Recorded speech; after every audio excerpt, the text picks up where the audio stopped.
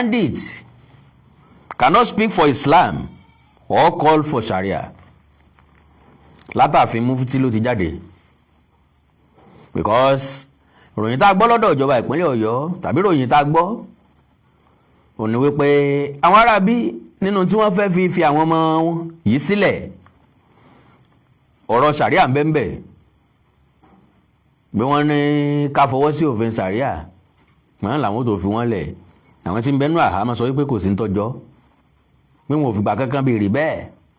torí àwọn táwọn wà lọ́dọ̀ wọn gan wọn ò fi tìpátì kúkú máwọn kírun tàbí káwọn yí padà sí mùsùlùmí. It is both surprising and misleading to hear claims that bandits and criminals are demanding Sharia.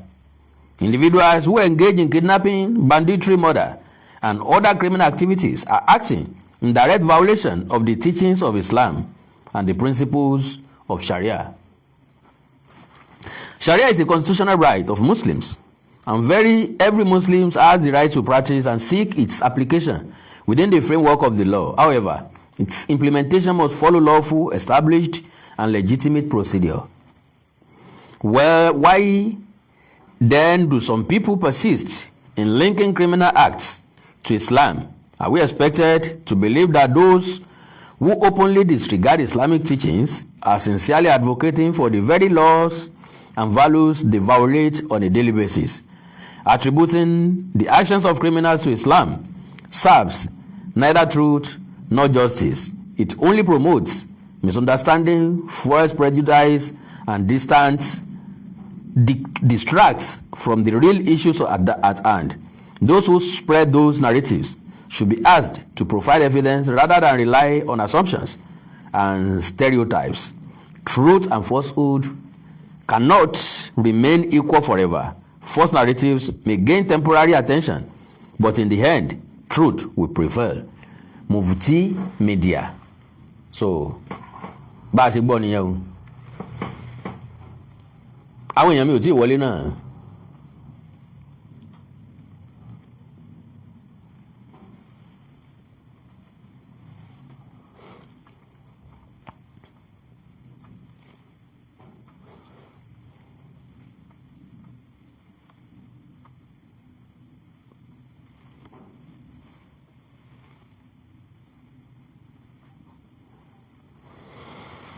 So, níbo ni àwọn èrò mi lọ, níbo ni àwọn èèyàn mi lọ. Okay, pápápá ẹ jẹ́ kí n deliver message mi. Àwọn èèyàn tó bá dé wọ́n máa bá ń bẹ̀ torí iṣẹ́ pọ̀ nínú ọgbà àjàrà alágbàsí ò tó nǹkan. Information pọ̀ tí mo fẹ́ release fáwọn èèyàn tí mo nígbàgbọ́ pé àwọn tó bá ń débẹ̀ wọ́n mọ̀ bá. God bless you. Ṣùgbọ́n bẹ́ẹ̀ tí ń wọlé ẹ fi ọwọ́ yín gbé àgbéyé ọmọ ẹ bá mi share program yẹn. God bless you sir, God bless you my, God bless you friends.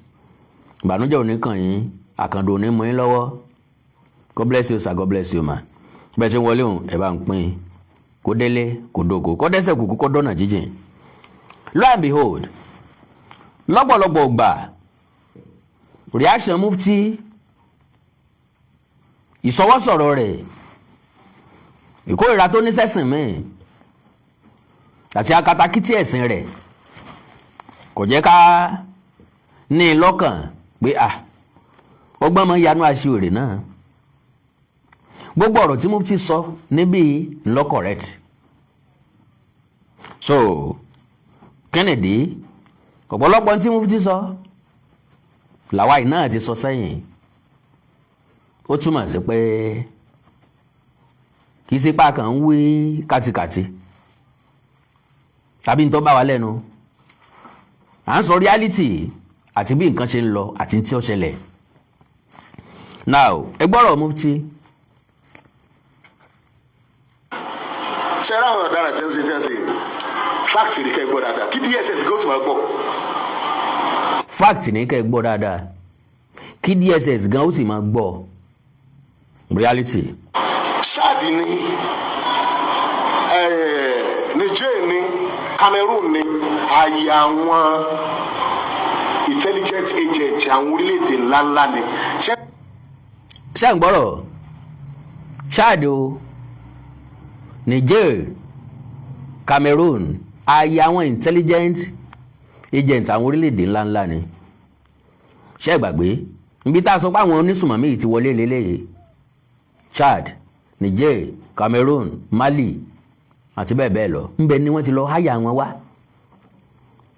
àwọn olóṣèlú lọ gbé àwọn ẹni ẹlẹ́ni wá, jẹ́jẹ́ wọn wọ́n jókòó. lóòótọ́ làwọn èèyàn kan ń tírèèni wọn, njọ́ àjùbà lánìràn àdágbó, njọ́ ogun bá lè lánìràn alágídí ọmọ, kò sí ìlú tí ò lálágídí ọmọ. torí ajá òde ńlá ìṣe kan ajá àléléyìn. so àwọn kan ń kó àwọn ajagun tà, wọ́n ń kó wọn jọ wọ́n dẹ̀ ń kọ́ wọn. kò sí ìlú tí ó yẹ kó lájagun tà, kò dẹ̀ sí ìlú tó yẹ kó lájagun tà. ilé ayé ò bá wà peaceful, ká ní ò sí sùnmọ̀mí, ká ní ò sí ìtàjẹ̀sílẹ̀, ká ní gbogbo ata àmọ́ rere là ń ṣe rere, gbogbo ata àmọ́ dáadáa là ń ṣe dáadáa, ká ní ò sí ìyànjẹ. ìyànjẹ ní jẹ́ ká ní lọ́kàn láti béèrè ẹ̀tọ́. bàbá fẹnu béèrè tí wọn ò fún wa láfi tìpátìkúkù ṣe láàkì wèrè bọlẹ̀ pé wèrè la fi ń wo wèrè. so to the best of my understanding, àwọn èèyàn wọ̀nyí wọ́n kó wọn dé Nàìjíríà ni wọn ò tọ́jú wọn mọ́. mo ti sọ bẹ́ẹ̀ lọ́pọ̀lọpọ̀ ọgbà, ẹ gbọ́dọ̀ lẹ́nu Mufti. train tí wọ́n rí kùtù àwọn ọmọ ogun fáwọn operation tó jẹ́ special operation fún wa. irú àwọn ọmọ ogun ìtàwọn foreigner tí wọ́n lò wọ́n bẹ ní Chad sani camp tí tó ti train wọn, owó dẹ̀ ń wá láti abroad fún wọn àti ìbọn àti gbogbo ẹ̀. àwọn yẹn pọ̀, ìran Fúlàní Haúsá ni wọ́n pọ̀ jù nù wọn, ìran mi náà wà ń bẹ, àti Cameroon o, àti Chad o, àti Niger o. bẹ́ẹ̀ gbogbo tí mo wí nísìn, àwọn alágbára tí ń lò wọ́n ò lò wọ́n mọ́, tàbí kí wọ́n sọ wípé 90% wọn ti dà wọ́n lẹ̀. ẹ̀sálì bá ti sọ náà rèé pé àwọn olóṣèlú tó kó wọn wá wọn ọ̀nà ni wọn mọ́ nígbà tí ò ti sí wàhálà lẹ́yìn ìdìbò tó wáyé ní 2015, torí tí wọ́n ṣe mú wọn wá náà nìyẹn. láti ìgbà náà láti ní sinmi títí dòní, àwọn yẹn ò fẹ́ lọ mọ́ ni wàhálà dé sí wa lọ́rùn o. wọ́n ti wá síjú síbọn, owó tí wọ́n sì ń fún wa, dọ́là wọn fi ń fún wa lówó, wọ́n ń gbádùn òṣìṣẹ́ ju iye tí wọ́n ń kọ́ wọn pé wọ́n máa yẹ̀bá káàkiri fún àwọn operation tí wọ́n lò wọ́n fún. God bless you, sir. They were not checkmate. Nobody checkmate them at our border. mi rántí bẹ́ẹ̀ ni ẹ ṣe put ẹ̀ mọ́, bọ̀ ìkan náà ni omi ẹ̀kọ́ ni. You are very very correct. ó wà nú àlàyé mi pé ńgbà tí border wa wà too opened náà ló fún láǹfààní láti wọlé anyhow. Nbò la káwọn custom wá sí. Sàṣà ní custom tó fẹ́ iṣẹ́ lókè ọya torí wọn ò ní rówó ń bẹ̀. Àwọn custom tó dẹ̀ iṣẹ́ láwọn border sí bí wọn bá gbà kí wọ́n gbé àwọn nǹkan ìjà olóró wọlé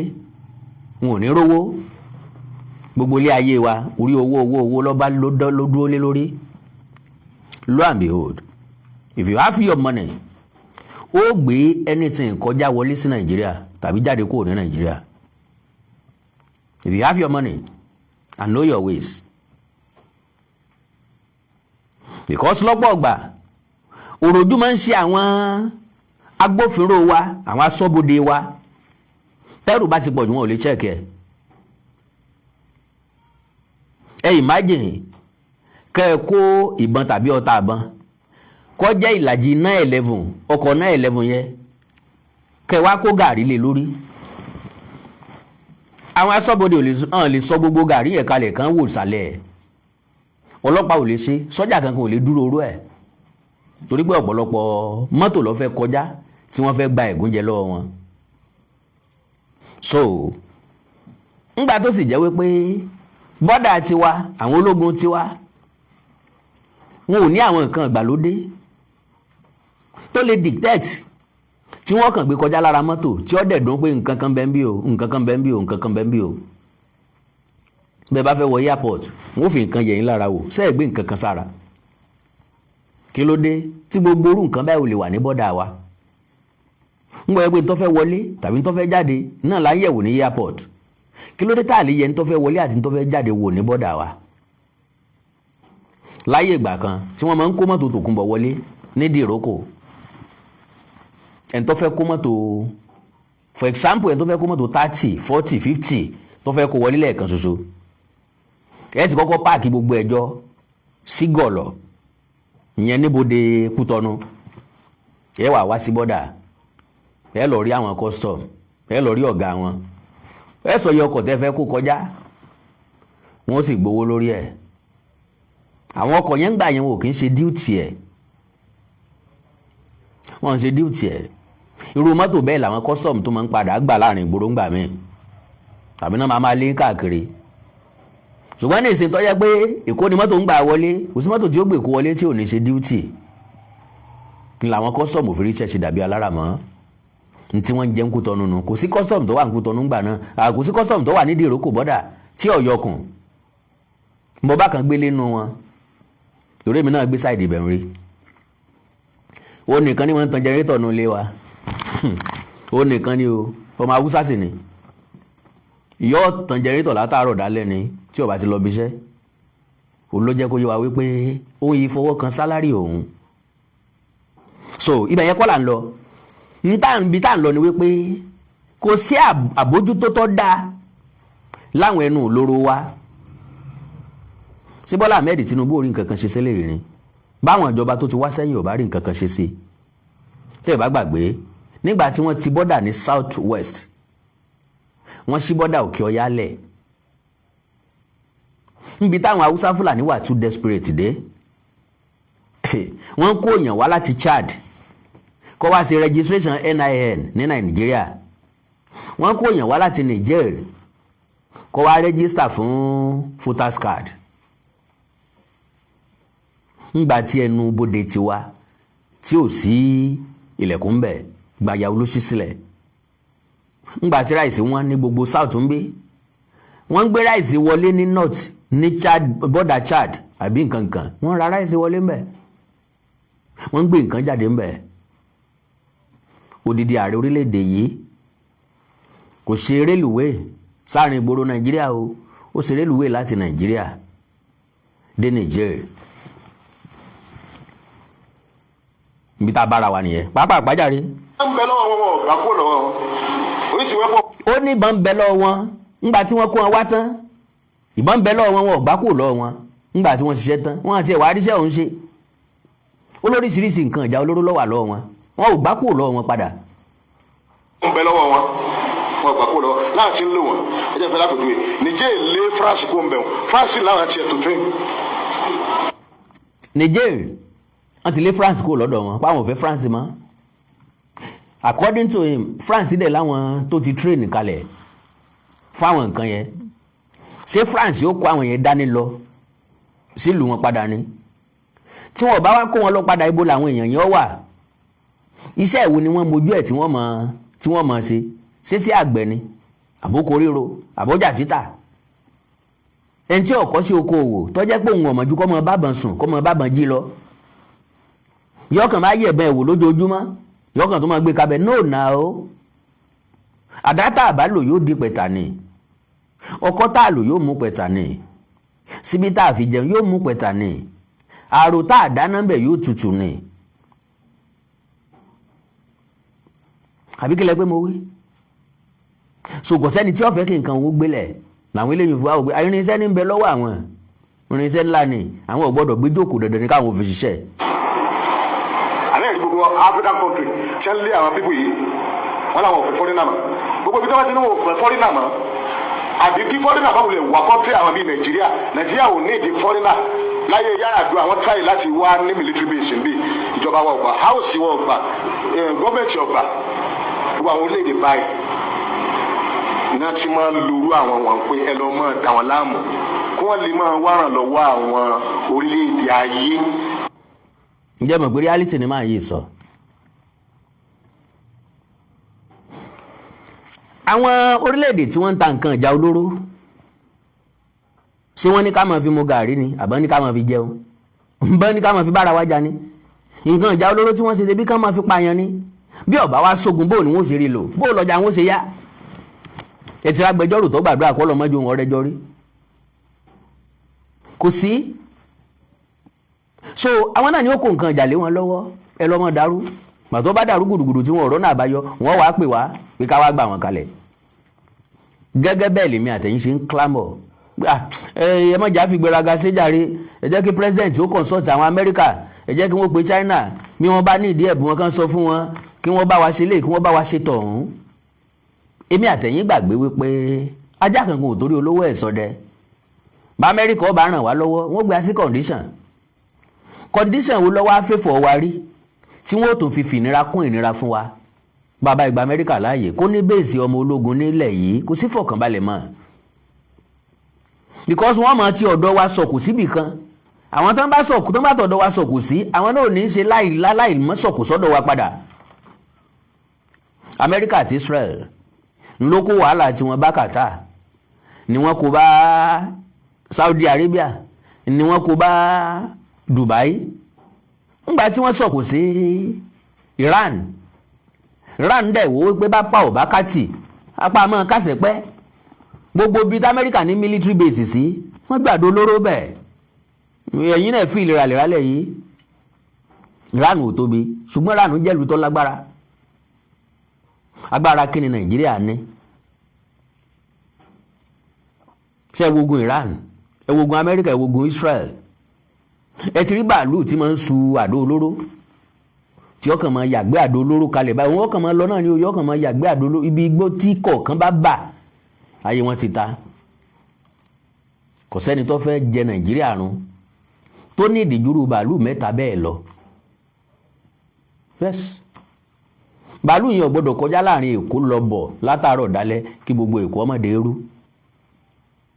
Amẹ́ríkà ní tí wọ́n fi mú àdó olóró Israel ní tí wọ́n fi mú àdó olóró Iran ní tí wọ́n fi mú àdó olóró China ní tí wọ́n fi mú àdó olóró tó yí jẹ́ pé tẹ́ bá jù sọ́dọ̀ wọn kíní ọ̀hún hàn lójú ọ̀nà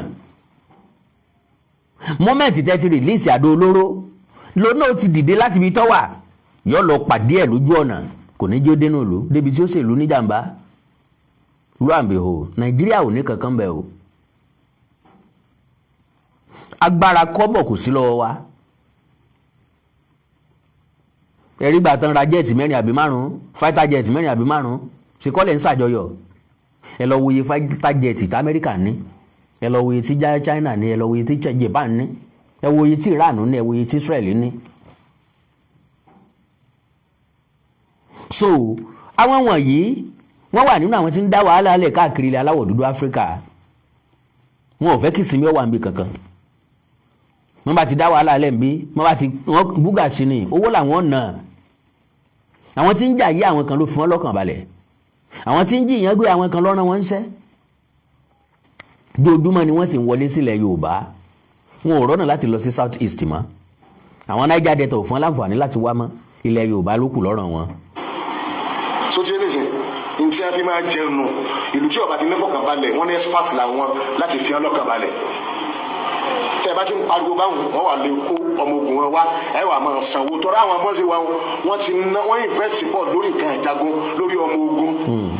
owó tí wọ́n rí lù wọn ọ̀ká wọn. America 755 military base báràkì ológun 755 ló ní lágbàáyé kéde tó mọ̀ Nàìjíríà ní ẹyọ kan iná ní ti bẹ́ẹ̀ nù Nàìjíríà kí ló dé tó wà fún ní 755. Britain ó ní iye tiẹ̀ more than 300 France ó ní iye tiẹ̀ bẹ́ẹ̀ more than 200 tí wọ́n sì ní ìdí àti máa náwó lé lórí tó bá bẹ́ẹ̀ àwọn invest lórí pé afẹ́ ẹ máa gbà wá pé ká máa bá yín sọ yín àwọn aráàlú làwọn ò fẹ́ yín ẹ jẹ́ àmọ́ sọ wá sáwọn náà ní sọ́jà wa àná ọlọ́pàá ti á ní àwọn tí wọ́n máa lò láti dàgbò ń lù ú àbí bí wọ́n parọ́ pé kankan ṣẹlẹ̀ kò lè ṣẹlẹ̀ àbí kí wọ́n fẹ́ jẹ́ káwọn èèyàn mọ̀ pé.